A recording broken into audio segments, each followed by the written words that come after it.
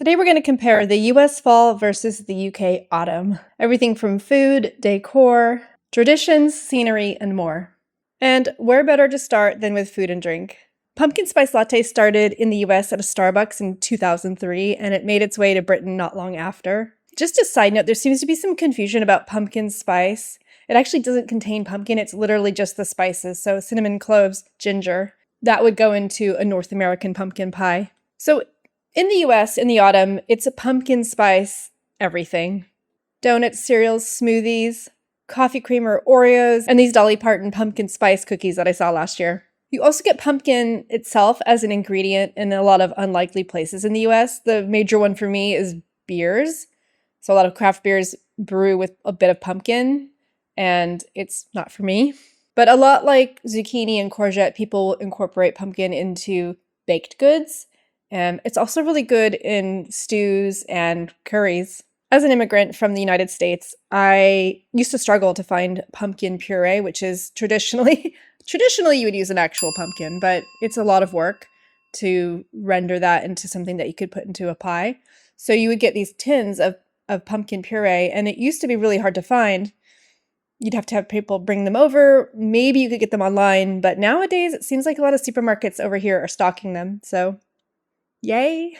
Autumn isn't just about food and drink, of course. There's also the seasonal celebrations. In both US and UK, it's traditionally the harvest time, and so there's a lot of festivals that go along with that. For example, this Malvern Autumn Festival looks really fun. If you've ever been, let me know. I might go next year. In the US, the really big festivals are Halloween and Thanksgiving, and they're sort of underpinned throughout this time of year with things like pumpkin patches, corn mazes, hay rides, apple picking, haunted houses. And it's the sort of thing where you'd buy tickets and go with friends or family, and, it's a good time. In Britain, also, there's Halloween, but there's also Guy Fawkes Night or Bonfire Night. My very first Bonfire Night I will never forget because just arrived in the UK. I'd arranged with the B&B that I would be arriving from Heathrow and heading straight there. And she was saying something to me on the phone I couldn't quite understand. But I was like, oh, it's fine. So I show up at the B&B, no one's there.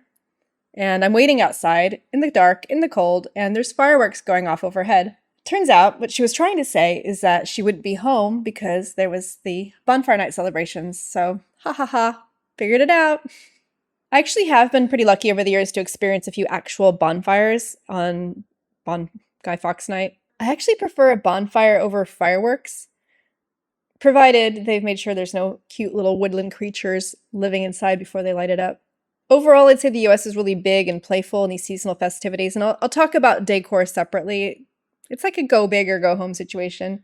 In Britain, it's more understated, and I actually do like that. So while we're planning what things we're going to do and what we're going to eat, at the same time, nature is putting on its own show. All of the summer greens start to die back really beautifully.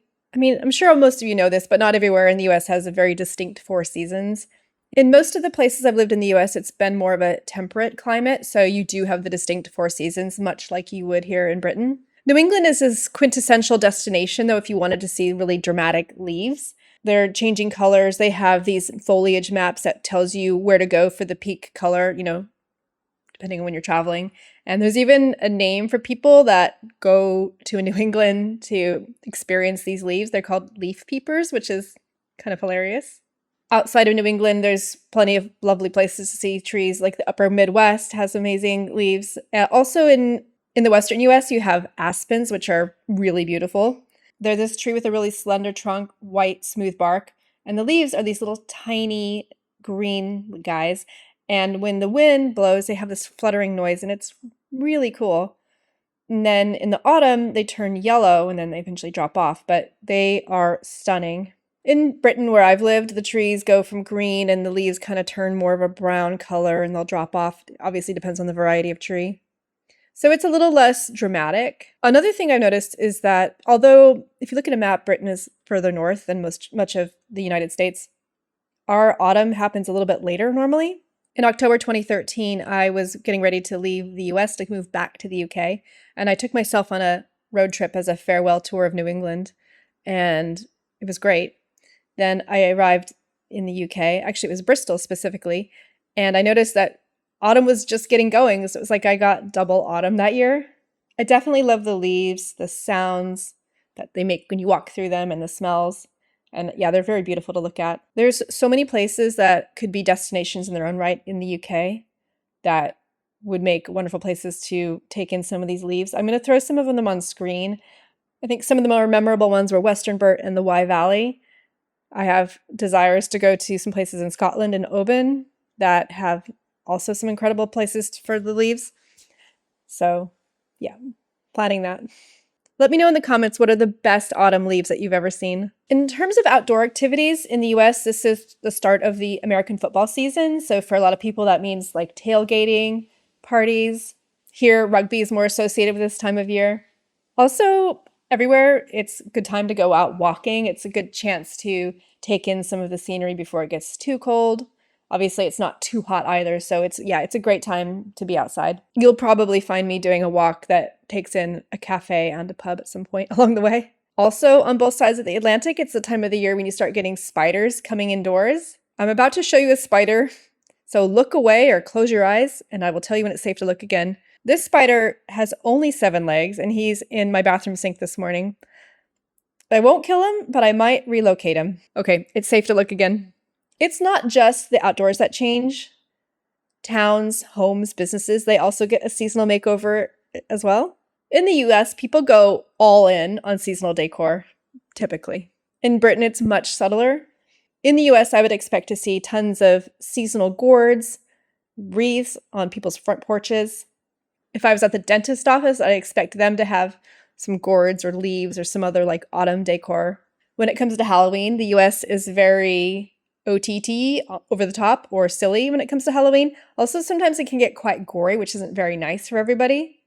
In Britain, it's a lot more subtle touches. For example, the fruit and veg at the weekly market, they're going to be seasonal, but they'd be seasonal anyway.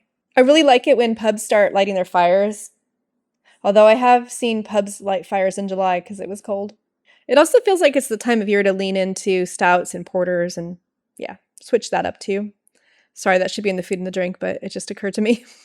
Last year at this time, I did 6 weeks in 6 states. It was kind of crazy, but it was obviously a good time to take in like the autumn decor. I didn't make a video at the time because my channel content was very different, but it might be fun to do a recap of those 6 weeks in those 6 states. Feel free to agree or disagree in the comments. At that time, the most memorable decor situation was at this arboretum. They had these incredible pumpkin displays. It was very over the top, but also very impressive. They also had scarecrows dressed up like this is Prince. I could summarize it, the US as maximalist joy and Britain is quiet coziness. Speaking of seasonal makeovers, I also want to talk about how we dress in the autumn and how that changes. Personally, I do love pulling out the cozy layers because I really will miss the heat of the summer, but having like warm, comfortable clothes that reflect the season makes me happy too. I think US and Britain are very similar in that way. Like you just change your clothes to suit the season.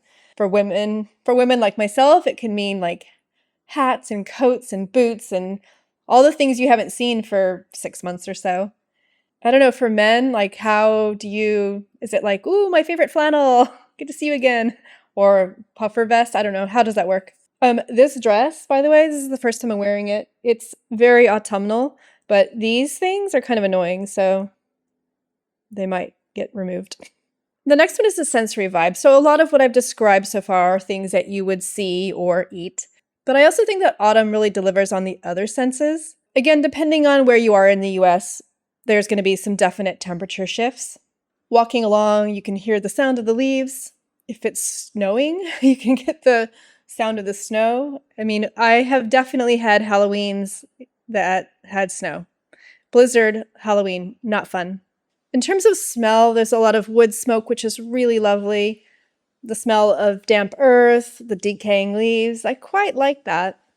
The weather is cooler, damper, cloudier, maybe even windier.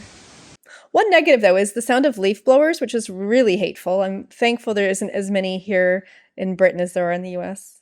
For each of the seasons, I like to really take in the air and just focus on the smells. My favorites this season are the leaves and the wood smoke. Well, with all of that, I honestly thought I was going to try to do like, who does it better? But I can't decide. I don't think there is a winner here. I think autumn's a joy in both places, just for different reasons. So if you had to pick one, would you rather spend autumn surrounded by pumpkin everything in the US or in the understated Britain? Tell me in the comments. Thank you for getting this far. It actually really means a lot.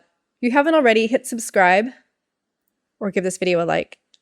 Thank you. If you have more time, have a look at 5 things that makes Britain more special. And if you've already seen that one, then maybe this one. I'll see you there.